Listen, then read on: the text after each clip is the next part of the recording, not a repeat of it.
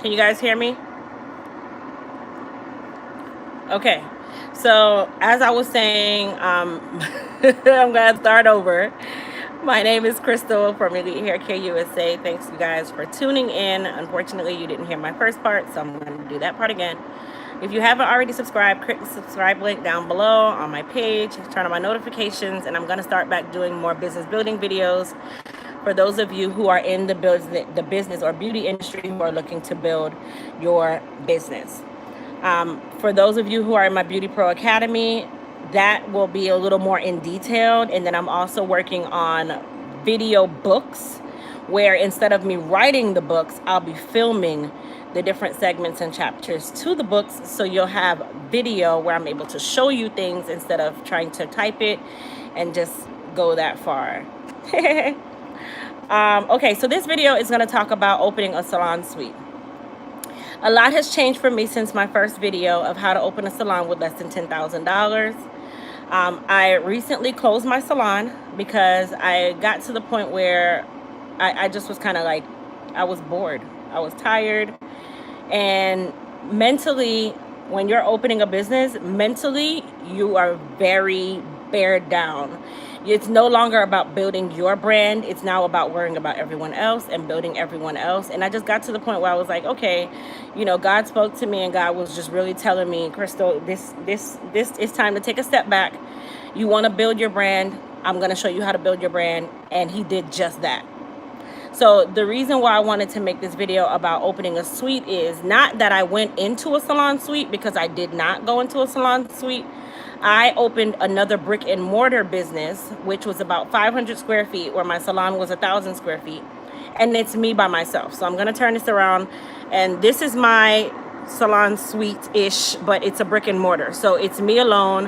I have my reception area. I have my front door, my back door, parking, all of that. So I don't go into someone else's building to get into my space. But I have been in the suites before. I've done it multiple times at high-end suites and low-end suites. And I'm not going to say low-end. High-end suites and a suite that was not in the greatest area, but it was a great suite and it was price or cost effective. So I really want to help those who are trying to get into the suite business or go into being by themselves in the salon suite, because I feel like that is a big wave that's going on right now and everyone is doing it. So this video is just really going to just talk about the beginning phase, and then I'll do another video later on how to move forward from there. So you decide that you want to go into a salon suite, okay? You find the place. Location is everything. And I'm going to tell you now, location will also determine your price. I've been in a salon suite where my price was $300 for a 10 by 8 space. And I've been in a salon suite where my price was $180 for a 10 by 10 space. The area was different. The area that I was in was a lower end area. I had to deal with a lot more. And then when I got to the higher end area, I was paying more for less space, but I attracted better clientele. People try to say location doesn't depict your clientele, but it does. It depicts who's going to come to you. It depicts who's going to be comfortable coming to your business.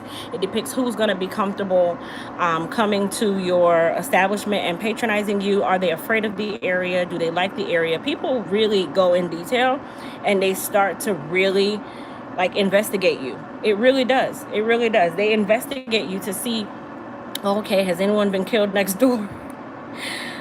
Is that a high crime area? Maybe it's a higher paid client.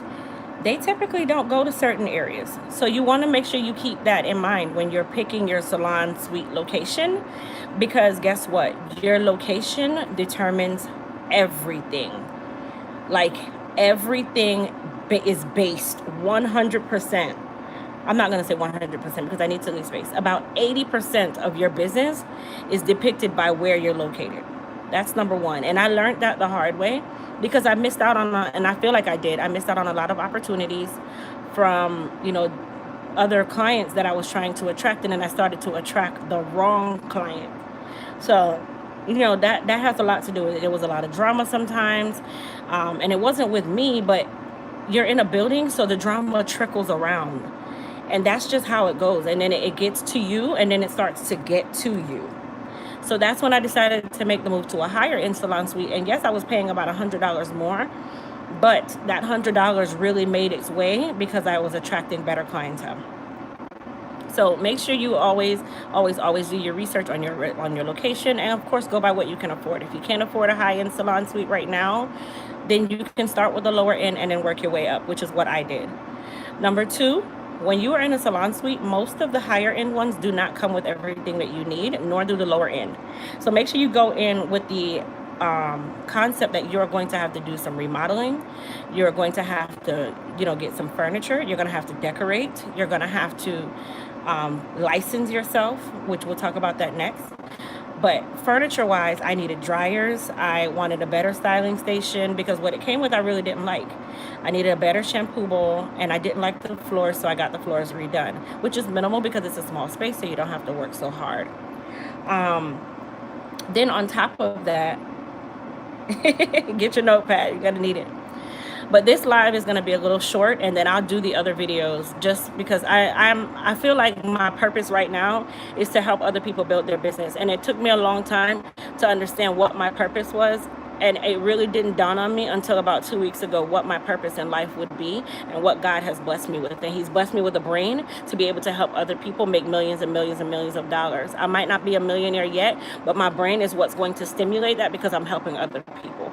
So that's the reason why, sorry guys, my nose itches whenever I'm under the dryer. It's crazy. But that's the reason why I said I would do this.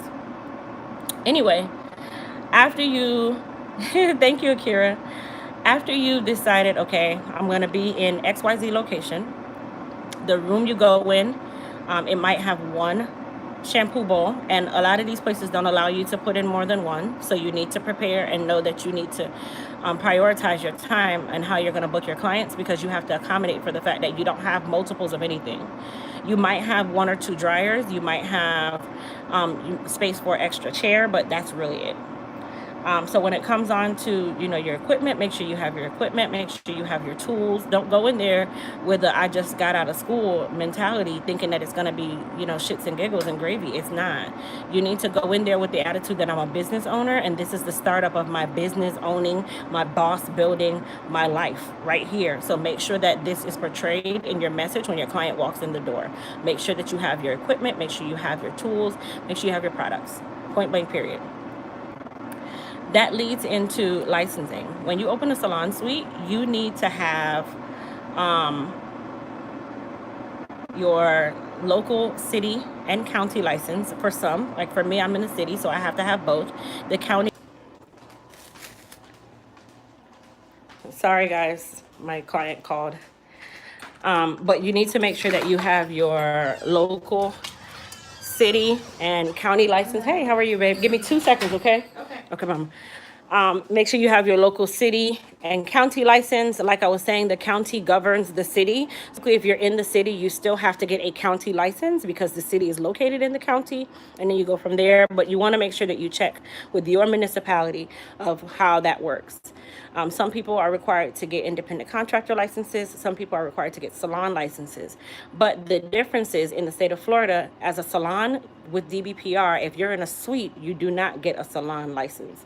You only need your cosmetology license because you are not the owner of that entire building that is supplying you with those items. The building is the one that would then, or the owner of the space, because you're not the owner, you're the renter, you're the leaser. They are the ones that will have to supply you with the salon license as a whole, and then you are just basically a hairstylist renting a suite. So does that say you're not a salon owner? No, because you have a suite. You're a suite owner, and that's okay to use that term. Going forward, if you decide that you want to do something like what I did, where I found a smaller brick and mortar and I had to turn it into a salon, at that point I had to do permitting, I had to do licensing as a salon, all of that stuff. So that's on a bigger scale, which I'll talk about that farther ahead. So now you have your location, you have your equipment, you have your licensing. Those are the first 3 things that you really need to worry about. The next step from there is marketing. Would I go into a suite right away without having any knowledge of running a business? No, I wouldn't. I did that my first time in a suite. I went in head first and I did $5 washing sets. for any and everyone. And every single one of those clients that I thought I attracted in did not come back. That was a horrible marketing scheme. I would never recommend that for anyone, nor would I ever cheapen myself that way again. So remember that when you're going into a suite, your money is changing, your pricing is changing, and what you're bringing in is changing. You now have a bill to pay that's higher than a typical booth. So you want to make sure that your pricing is portrayed in that, and make sure that if you're increasing your prices to portray that lifestyle that you're offering, or that environment that you're offering, make sure that you can afford to do that and your clients agree with it. So would I go up $40 on every service that I have? No. My initial increase was $10 on certain services and $5 on others. And then every year I increased my price by $5 to $10. And at that point, I let clients know, hey, because you're not going to just move into a suite tomorrow. You really want to do this the right way and say, hey, clients, I'll be moving as of January the 1st. I'll be at this address, this location. I wanted to provide you rate-tay, and I just wanted to make sure that I could provide that service in my own space. I appreciate all your love and care. Signed, such and such and such. That's the letter that I gave to all of my clients, and I let them know that there would be a slight price increase. And when I said slight, I said between $5 and $10 price increase on certain services. For previously established clients, your increase was only $5. That's how you keep your clients, and that's how you keep them coming with you when it becomes that time for you to move into a suite. So keep that in mind. You don't want to, jump up on your pricing, but you do need to increase it slightly because you have a bigger bill now to pay. And at the end of the day, you have a lot more expenses because you're now by yourself. You're marketing yourself. You're your own director. You're your own boss. You're your own creative department. You're your own business manager. You're your own accountant, everything. So you need to make sure that you have those areas that you need, in place so that you can move forward with your suite business. So I hope this video was of some informative for everybody. I will be filming the next portion of this video sometime today or tomorrow. And that next portion of the video will be, now that your suite is open, what do you do? How do you manage it? How do you market it? How do you go from there? So I thank you guys for watching my live. I'll talk to you guys later. Bye.